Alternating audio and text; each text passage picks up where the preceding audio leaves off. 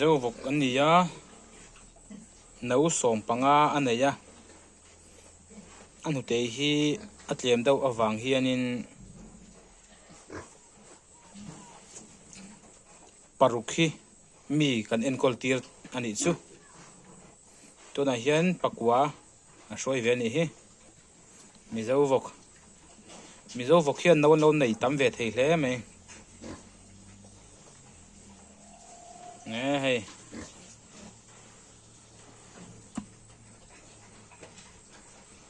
nấu chun te khop mai